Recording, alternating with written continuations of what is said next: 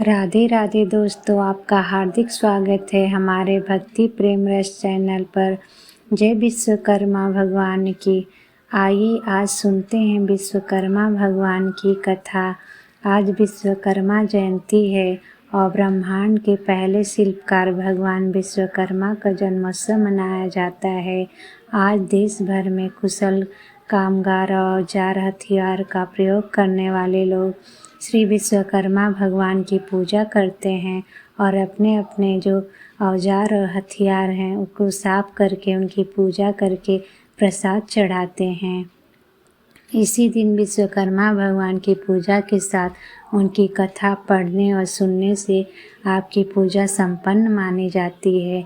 तो आइए सुनते हैं विश्वकर्मा भगवान की विस्तार से यह 7 अध्याय की कथा। भगवान श्री विश्वकर्मा की कथा। पहला अध्याय। एक समय अनेक ऋषिगण धर्म क्षेत्र में एकत्र हुए और वहाँ धर्म के तत्व जानने वाले सूत जी से बोले। ऋषि कहने लगे, हे पुराण के मर्मज्ञ महात्मने, आप हमारे ऊपर अत्यंत कृपा करके हमारे इस अचानक उत्पन्न हुए संशय का नाश कीजिए। हमने सर्वव्यापक विष्णु के अनेक रूप सुने हैं, उनमें से कौन सा रूप सर्वश्रेष्ठ है यह हमें बताइए। हे महात्मा मुनियों, तुमने संसार के कल्याण के लिए सर्वशुभ काम करने वाला बड़ा अच्छा ही प्रश्न किया है। जो तुमने यह संसार के हित के लिए प्रश्न किया है, अतएव मैं तुम्हारे लिए सब जगत पालक परम पूज्य भगवान विष्णु के महा अद्भुत रूप का वर्णन करूँगा। हे तपस्वी, इस परमात्मा के अनंत रूप हैं, उनमें जो अनंत श्रेष्ठ है उस रूप को अंदर से सुनो। उस दिव्य रूप के स्मरण मात्र से ही महापात के मनुष्य भी पाप से छूट जाते हैं, इसमें संशय नहीं है। इस ही प्रश्न को संसार के कल्याण के लिए क्षीर समुद्र में लक्ष्मी नारायण भगवान विष्णु एक बार पूछा था। लक्ष्मी कहने लगी, हे जगन्नाथ, आपके महान अनेक रूप को भक्त मनुष्य भक्ति युक्त होकर पृथ्वी पर पूजते रहते हैं। हे प्रिय, क्या वे रूप सब समान ही हैं या उनमें गौड़ और मुख्य किसी प्रकार का भेद है? विष्णु भगवान बोले, हे प्रिय, जब मैं समस्त ब्रह्मांड को आत्मा में संगत करके स्वभानुभाव रूप से योग माया के स्थित होता हूँ, तब मैं एक ही बहुरूप धारण करूँ, इस प्रकार इच्छा करता हुआ अपनी माया के वश में हुआ। जीवों को कर्म भोग के लिए क्षण मात्र में असंख्य ब्रह्म लोकादि लोकों को जिस रूप से रचता हूँ, हे देवी, उस रूप को मैं तुमसे कहता हूँ, तो ध्यान से सुनो। हे देवी, मैं यहाँ अद्भुत सब और तेज से व्याप्त अनेक सूर्यों की चमक से अधिक चमकने वाले विश्वकर्मा रूप को धारण करता हूँ और उनके अनंतर मनुष्य सृष्टि करने की कामना करता हूँ। सर्वप्रथम पुण्यात्मा तपस्वी ब्रह्मा को रचता हूँ। उस ब्रह्मा की स्तुति, यज्ञ और ज्ञान के प्रतिपादन करने वाले ऋषि यजुः सम की अच्छे प्रकार उपदेश करता हूँ। इस प्रकार शिल्प विद्या प्रतिपादक अथर्ववेद भी ब्रह्मा को प्रदान करता हूँ। यह वही भेद है जिससे शिल्पी लोगों ने शिल्प निकाल कर अनेक वस्तुओं की रचना की है। हे देवी, मेरे अनेक रूपों में से यह विश्वकर्मा रूप है। यही रूप है जिससे सारी सृष्टि क्षण मात्र में उत्पन्न होती है। इस विश्वकर्मा रूप परमात्मा के अद्भुत रूप का जो क्षण मात्र भी ध्यान करता है, उसके समस्त विघ्न नष्ट हो जाते हैं। जो शिल्पी श्री विश्वकर्मा के प्रोज्वल दिव्य रूप का ध्यान से चिंतन करता है, उसके समस्त दुख विशीर्ण हो जाते हैं। श्री विश्वकर्मा संहिता अंतर्गत सृष्टि खंड विश्वकर्मा महात्मा का पहला अध्याय समाप्त हुआ। दूसरा अध्याय। सूत जी कहने लगे कि हे ऋषियों, इस प्रकार लक्ष्मी जी को अपने दिव्य रूप का वर्णन करके त्रिलोक के पति भगवान विष्णु चुप हो गए। ऋषि लोग बोले, सर्वधर्म के जानने वाले महाराज सूत जी, आपने यह दिव्य लक्ष्मी और भगवान विष्णु का दिव्य संपाद कैसे जाना? यह भगवान विष्णु को दिव्य विश्वकर्मा रूप किस प्रकार संसार में प्रसिद्धि को प्राप्त हुआ और कैसे संसार ने इस रूप को जाना? सूत जी बोले, हे मुनियों सुनो, जिस प्रकार मनुष्यों को कामना का देने वाला यह समाचार मेरे कर्ण गोचर हैं। एक महर्षि अंगिरा नाम वाले हुए हैं, जिन्होंने हिमालय पर्वत के समीप गंगा तट पर बड़ा भारी तप किया था। वर्षा ऋतु में तो वह आवरण रहित स्थान में, शीतकाल में शीतल जल में, ग्रीष्म काल में धूप में बैठकर वह अंगिरा मुनि तप करने लगे। तप करते करते भी उन मुनि का मन सुखी नहीं था और इधर उधर इस प्रकार दौड़ता था कि जैसे मृग इधर उधर भागता है।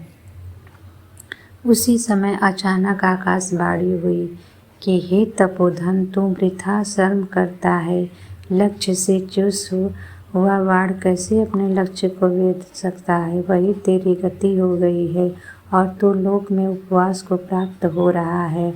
उत्पत्ति स्थिति संहार करने वाला, सबको अभीष्ट का सिद्ध करता महातेजस्वी विश्वकर्मा संसार में प्रसिद्ध है। उसका पंचमुख और 10 बाहु वाला महादिव्य रूप सरस्वती और लक्ष्मी से पूजित है। उसका तो दिन रात ध्यान कर। इस रूप का स्वयं हरि ने क्षीर सागर में उपदेश दिया है। आज भी उनके ध्यान से मेरे रोमांच खड़े हो जाते हैं। अमावस्या के दिन सब कामों को छोड़कर व्रत का आचरण कर। उसी दिन विधि पूर्वक विश्वकर्मा जी की पूजा कर। इस प्रकार आकाश को गूंजा देने वाली वाणी को सुनकर अंगिरा मुनि बड़े विस्मय को प्राप्त हुआ और भगवान का ध्यान करने लगे। श्री विश्वकर्मा जी का ध्यान करते समय उनके चित्त में शिल्प ज्ञान का धारक अर्थ सहित अथर्ववेद प्रविष्ट हुआ। उन तत्वज्ञ अंगिरा मुनि ने विमान रचना आदि की अनेक शिल्प विद्याओं का रस अथर्ववेद के ज्ञान से आविर्भाव किया। यह संसार श्री विश्वकर्मा भगवान की कृपा से ही सुखी है, क्योंकि उसके बताए ज्ञान से ही आवश्यक या नादि जगत बना है। तभी से श्री विश्वकर्मा जी का महारूप संसार में प्रसिद्ध हुआ है। परंपरा से आए हुए इस कथानक ने मेरे कानों को भी पवित्र किया है। हे ऋषियों, इस परम रहस्य को जो मनुष्य श्रवण करेंगे उनके लिए श्रवण मात्र से ही ज्ञान प्राप्त हो जाएगी। यह महाज्योति रूप है जो संसार का उपकारक है। वह मनुष्य कृतज्ञ और पापी है जो इस रूप का ध्यान नहीं करता है। श्री विश्वकर्मा सहित अंतर्गत सृष्टि खंड विश्वकर्मा महात्म्य का दूसरा अध्याय समाप्त हुआ। तीसरा अध्याय। हे महाराज, आपसे कहे हुए श्री विश्वकर्मा के चरित्र को श्रवण करते हुए हमारे चित्त की तृप्ति नहीं होती।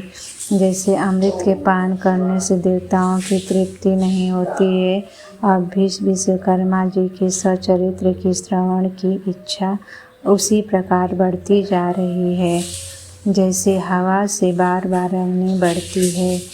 सूत जी कहने लगे, हे मुनि श्रेष्ठों, एकाग्र मन से तुम जगत पूज्य सच्चिदानंद रूप श्री विश्वकर्मा जी का दिव्य आख्यान सुनो।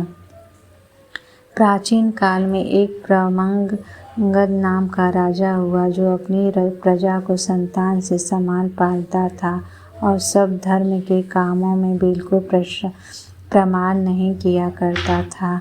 वह अपनी प्रजा का स्नेह से शासन करता था और कभी भी दंड से प्रजा का दमन नहीं करता था। दरिद्रता से आक्रांत हुए मनुष्य मेरा शासन मानेंगे, यह उसकी नीति नहीं थी। अतएव सदा राजा प्रजा की वृद्धि के लिए यत्न करता था। उसका राज्य कृतज्ञ और दुष्टों के अभाव के कारण सुखी था। उस राजा की कमल के समान नेत्र वाली साक्षात सती के समान सती विदुषी धर्म कर्म व्रत परायण कमला नाम भार्या थी। कभी दैवयोग से उस राजा के शरीर में दारुण कुष्ठ रोग उत्पन्न हो गया। बार बार चिकित्सा किया हुआ भी वह स्वरूप भी शांत नहीं हुआ।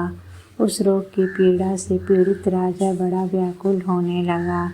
ऋषि कहने लगे, हे सुदर्शन सुत, यह पाप रोग धर्म से पृथ्वी पालन करने वाले महात्मा को कैसे हुआ?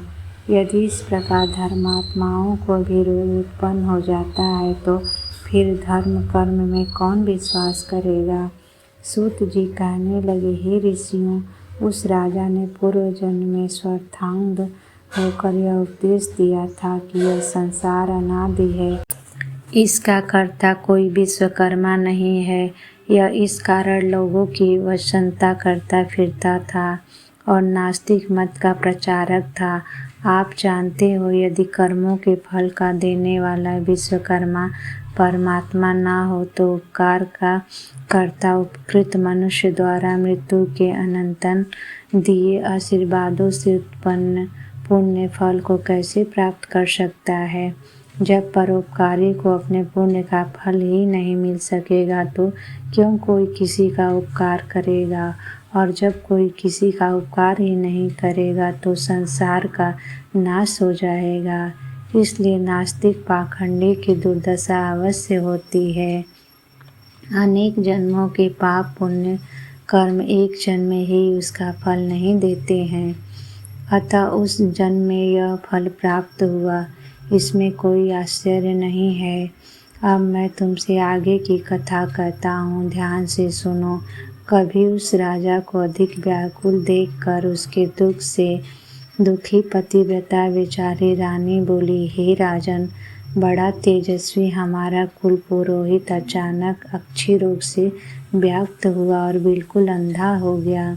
उसे उपमन्यु पुरोहित ने अपने अतीन्द्रिय ज्ञान से देखा तो यही प्रतीत हुआ कि उसे अमावस्या को व्रत कर औसी विश्वकर्मा जी का पूजन करना चाहिए। तब से ही उस पुरोहित ने सब कामों को छोड़कर विधि पूर्वक व्रत किया। व्रत के दिन ब्रह्मचारी व्रत और फलाहार करता तथा धर्म चर्चा में लीन रहा करता था। उस व्रत प्रभाव के कारण पुरोहित को दिव्य दृष्टि प्राप्त हुई और बुढ़ापे में भी उसको देखने की दृष्टि नष्ट नहीं हुई। हे महाराज, मैं दीनता के साथ प्रार्थना करती हूँ कि आप भी दीनपालक श्री विश्वकर्मा की शरण में जाइए, जिससे इस दुख से छुटकारा मिले। राजा बोले, हे प्रिय, तुमने ठीक कहा है। इसको सुनकर मेरा चित्त बड़ा प्रफुल्लित हो रहा है और मुझे निश्चय सा हो रहा है। भगवान श्री विश्वकर्मा के व्रत से रोग की अवश्य निवृत्ति हो जाएगी, क्योंकि किसी भी कार्य की सिद्धि को चित्तोत्साह प्रथम ही कर दिया करता है। सूत जी कहने लगे, उस दिन से लेकर वह राजा प्रतिदिन श्री विश्वकर्मा जी का पूजन और वंदन करके भोजन करने लगा। अमावस्या के दिन सब कामों को छोड़कर व्रत विश्वकर्मा जी का पूजन और व्रत करना चाहिए। श्री विश्वकर्मा सहित अंतर्गत सृष्टि खंड विश्वकर्मा महात्मा का तीसरा अध्याय समाप्त हुआ। चौथा अध्याय। सूत जी कहने लगे, हे मुनियों, मैंने तुमको श्री विश्वकर्मा जी के अद्भुत चरणामृत का पान कराया है। अब आगे जगत को विस्मय करने वाले चरित्र का वर्णन करता हूँ। जगत में धर्म के व्यवहार से चलने वाले संतोषी कोई अस्थकार और उसकी पत्नी वाराणसीपुरी में रहते थे। अपने कर्म में कुशल बुद्धिमान वह अस्थकार बड़ा व्याकुल हुआ।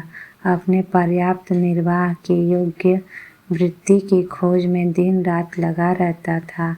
इस प्रकार लालच में पड़ा और सतत प्रयत्न करने के बाद भी कठिनाई से भोजन और आच्छादन ही प्राप्त कर सकता था। उस अस्थाकार की स्त्री पुत्र न होने के कारण नित्य सोच करती रहती थी कि मालूम नहीं बुढ़ापे में कैसे निर्वाह होगा।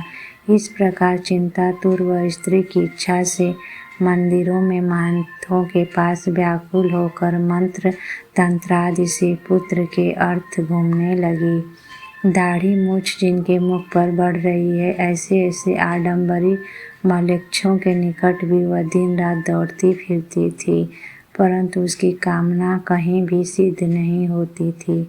काश कुश यमुना की बालू में जल के भ्रम से दौड़ती मृगी की तरह उसकी दशा हो रही थी। कोई कोई ठग मयूर पिच्छों की बनी हुई मोरछल के झाड़े से उसको बहकाता था और कोई भोजपत्र पर जंतर लिखकर उसको भुलावा देता था। कोई कोई धूर्त उसको कहता था कि मेरी देह में अमुक देवता आता है, वह प्रसन्न हो तेरे लिए वर प्रदान करेगा। यह कहकर श्वेत भस्म देकर घर भेज देता था। इस प्रकार वह सोच्य दशा को प्राप्त हुए वे दोनों स्त्री पुरुष बड़े दुखी थे। उनको दुखी देखकर एक पड़ोसी ब्राह्मण बोला, हे रथकार, तू क्यों इधर उधर भटकता फिरता है? तेरी बुद्धि में तू सब तरह से मूर्ख प्रतीत होता है। तू वृथा ही सीखा पवित्र को धारण करता है और तेरी भार्या भी बिल्कुल मूर्ख है। इसमें कोई संदेह नहीं है। इन मिथ्या उपायों से संतान उत्पन्न नहीं हुआ करती हैं और न ही धन मिलता है और न कुछ भी सुख प्राप्त होता है। यह तो व्यर्थ की भाग दौड़ है। वे मनुष्य अज्ञानी हैं जो इस प्रकार के व्यर्थ उद्योगों से अपनी मनोरथ सिद्ध करना चाहते हैं। कहीं व्यर्थ उद्योग करने पर भी मनोगत सिद्ध हुए हैं। इस मनुष्यों से अधिक वे मूर्ख हैं जो मलेच्छों की फूंक की अग्नि ज्वाला से अपनी संतान का जीवन होना समझते हैं। मलेच्छों की फूंक से दग्ध हुए कुमाता के पुत्रों की फिर धर्मशास्त्र के अनुकूल उत्तम बुद्धि उत्पन्न हो सकती है। इसलिए तू सब वृथा उपायों को छोड़ दे और केवल दयालु श्री विश्वकर्मा की शरण को प्राप्त हो। हे श्रेष्ठ पुरुष, विश्वकर्मा की कृपा से तेरी अवश्य सिद्धि होगी। समस्त दुखों को नाश करने में श्री विश्वकर्मा के अतिरिक्त अन्य कोई भी समर्थ नहीं है। कर्मों के फल देने वाले यह विश्वकर्मा परमेश्वर स्वतंत्र हैं और आगे पीछे करके कर्मों के फल देते रहते हैं। यदि तेरी यह दुर्दशा अपने बुरे कर्मों के फल से हो रही है तो वह विश्वकर्मा रूप ईश्वर अन्य योनियों में भी फल दे सकता है, क्योंकि वह सर्वशक्तिमान है। ईश्वर कर्मों के फलस्वरूप सुख दुख देता है और इस सुख दुख के साधन उसके पास बहुत है। उसके पाप केवल दुख देने के लिए निर्धन या निसंतान बना देता ही साधन है।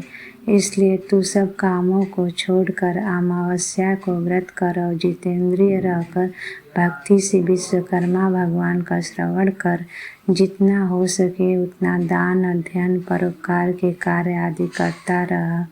इस प्रकार ब्राह्मण के वचनों को सुनकर उस अस्थकार के लोचन खुल गए।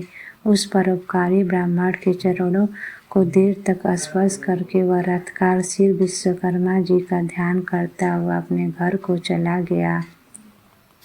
उस दिन से लेकर वह धर्मात्मा रथकार श्री विश्वकर्मा जी के चरण कमलों की शक्ति में लीन रहने लगा। उस रथकार की उत्तम स्त्री भी सब मिथ्या उपायों को छोड़कर श्री विश्वकर्मा के उत्तम गुणों में भक्ति करने लगी। अमावस्या के दिन इस दिव्य व्रत के प्रमाण से वह दंपत्ति धन और पुत्रों से युक्त हुए। उस रथकार का एक भी दिन बिना वृत्ति के नहीं जाता था। उसका पुत्र बड़ा सुशील, गुणवान और विद्वान, अपने माता पिता की शुश्रूषा करने वाला हुआ। इस प्रकार सब देवों से अतिशय श्री विश्वकर्मा के प्रभाव से यह गृहस्थ सुख भोगने लगा। इसी प्रकार जो मनुष्य भक्ति युक्त चित्त से श्री विश्वकर्मा का ध्यान करते हैं, इस लोक में पुत्र पौत्रादि से युक्त होकर सुखी होते हैं। श्री विश्वकर्मा संहिता अंतर्गत सृष्टि खंड विश्वकर्मा महात्मा का चौथा अध्याय समाप्त हुआ। 5वां अध्याय। ऋषियों ने कहा, हे सूत जी, विश्वकर्मा भगवान के जिन चरणों की पूजा देवता भी करते हैं, आनंदमयी चरित्र को थोड़े से शब्दों से सुनकर हमारी इच्छा और भी बढ़ गई है। जिस प्रकार हवि से अग्नि प्रचंड हो जाती है, ठीक उसी प्रकार ज्यों ज्यों हम विश्वकर्मा भगवान का चरित्र सुनते हैं त्यों त्यों उसके सुनने की इच्छा और भी बढ़ जाती है। सूत जी बोले, हे मुनि लोगों, आप लोगों ने विश्वकर्मा के चरित्र को सुना, जिसके सुनने से देवता भी नहीं अघाए। एक बार नैमिषारण्य में मुनि और सन्यासी लोग एकत्र हुए और अपने अमिष्ट की प्राप्ति के लिए एक सभा की। विश्वामित्र कहने लगे कि हमें लोगों के आश्रमों में दुष्ट कर्मों करते हुए राक्षस लोग यज्ञ करने वालों मुनियों के आसपास ही बड़े बड़े मनुष्यों को अपना ग्रास बना लेते हैं। इस प्रकार यज्ञों को नष्ट करते हुए वह राक्षस लोग नर मांस भक्षक करते हैं। मातंग मुनि कहने लगे कि हमारे पूज्य पुरोहित उपमन्यु जो ब्रह्मचर्य व्रत में स्थित रहकर और कंद मूल फल खाकर सदा धर्म कार्यों में संलग्न रहते हैं तथा जो प्रतिदिन सारे कामों को छोड़कर परमात्मा का ध्यान करते हैं तथा वो भी राक्षसों को नष्ट करने में समर्थ हो सकते हैं, इसलिए अब हमें उन्हें कुकृत्यों से बचाने का कोई उपाय अवश्य करना चाहिए।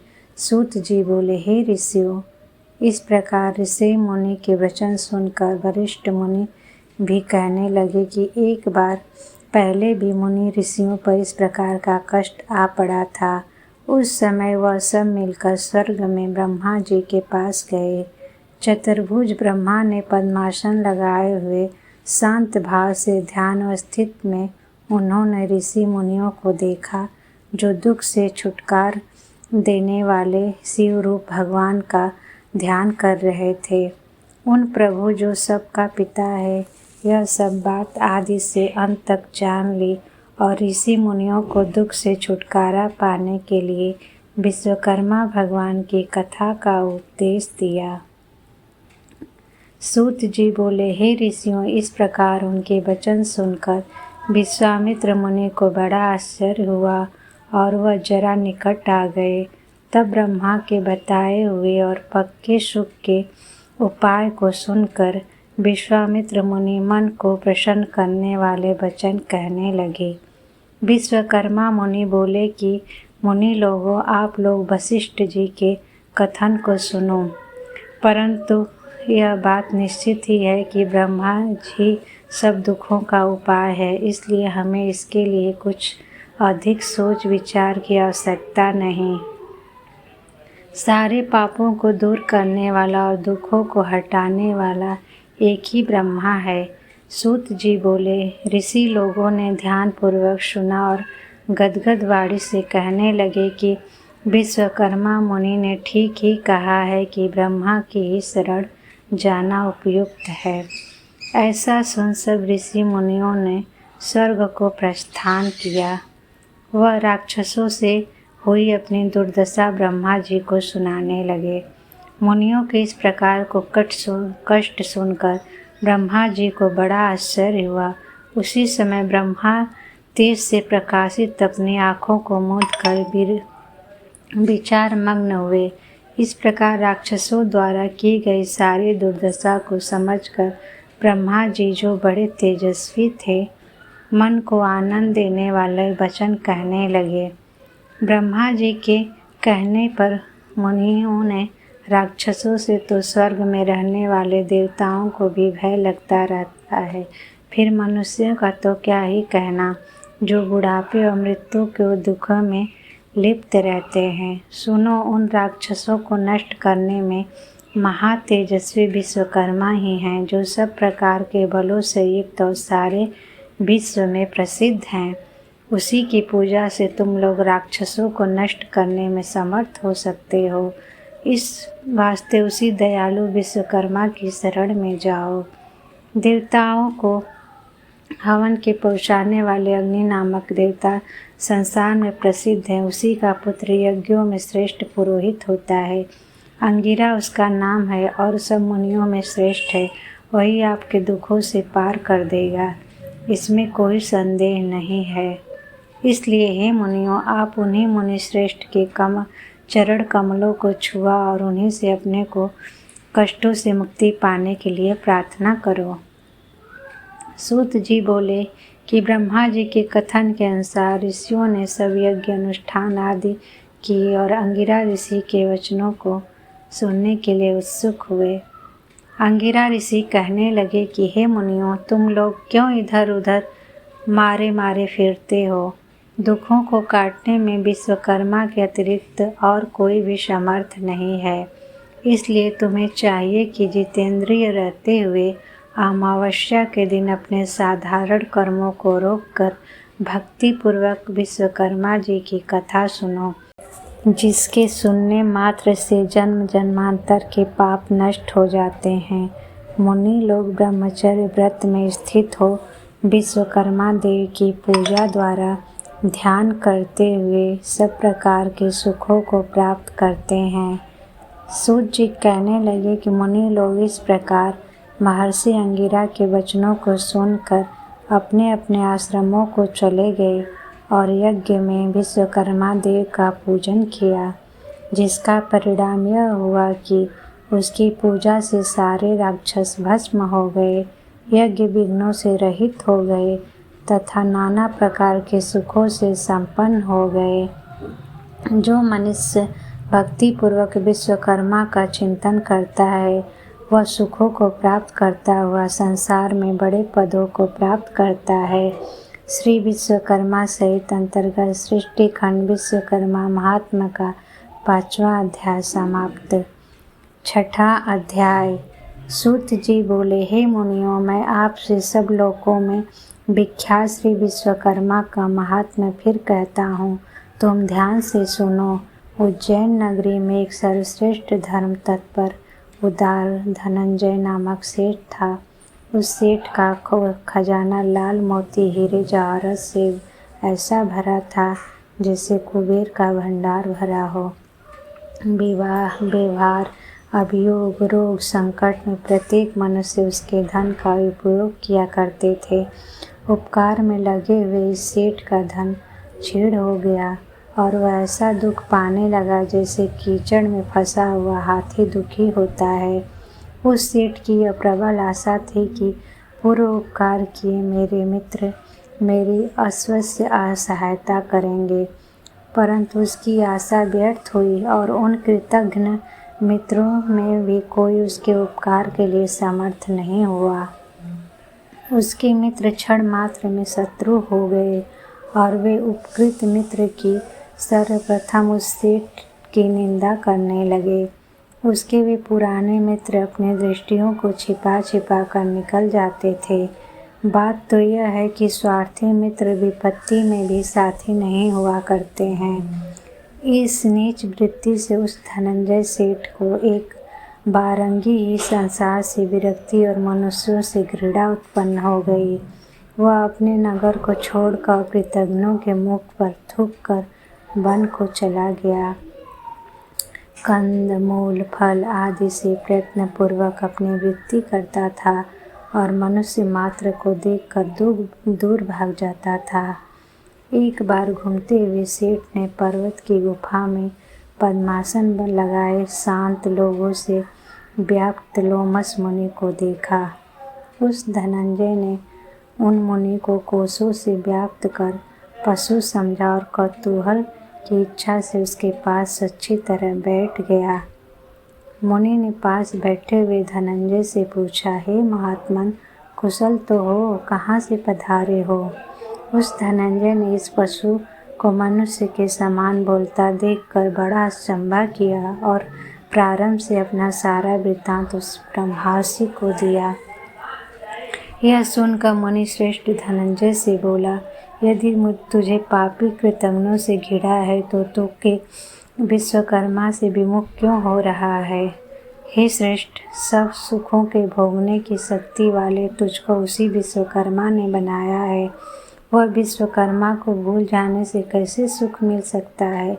नास्तिक कृतघ्न उपकार को तभी भूलता है जब वह प्रथम परमेश्वर को भूल जाता है।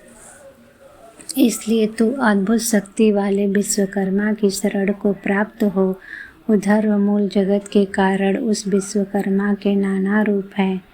कोई रूप द्विबाहु, कोई चतुर्बाहु, कोई 10 बाहु का है। इसी प्रकार एक मुख, चतुर्मुख और पंचमुख के रूप है। मनोमय तत्वष्टा, शिल्पी और दैवज्ञ से विश्वकर्मा के साकार रूप के पुत्र हैं। सेतु बंध के समय श्री रामचंद्र जी ने भी विश्वकर्मा जी का पूजन किया है।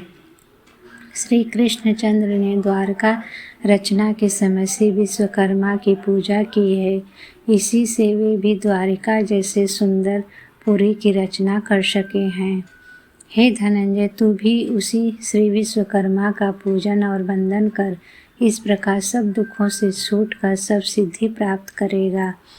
इस प्रकार उस लोमस ऋषि का उपदेश सुनकर उस सृष्टि को बड़ा संतोष हुआ और दिन से ही लेकर वह श्री विश्वकर्मा का भक्त हो गया।